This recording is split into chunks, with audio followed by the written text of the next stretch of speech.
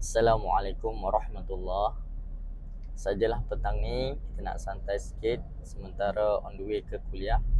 Kita sebutkan sedikit tentang pengharapan yang penuh kepada Allah Subhanahu Wa Taala. Biasa dah sebelum ni kita mengharap kepada makhluk dan berakhir dengan kekecewaan. Jadi untuk sekarang kita tukar agar kita dapat berikan pengharapan yang penuh kita kepada Allah Subhanahu Wa Taala, dan kita berdoa kepada Allah dalam setiap perkara yang kita mahukan.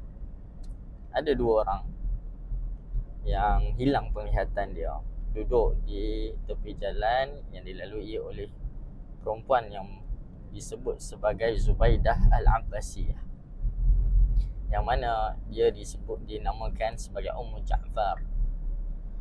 Ummu Ja'far ini terkenal dengan sifat kemurahan, iaitu seorang yang sangat pemurah.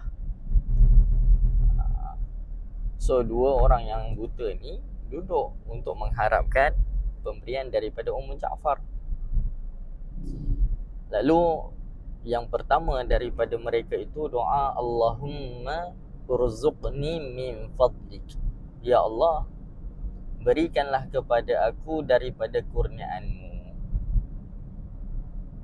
Yang kedua, dia doa, Allahumma rzuqni min fadli Ummi Ja'far, ya Allah, kurniakanlah kepada aku daripada pemberian Ummu Ja'far.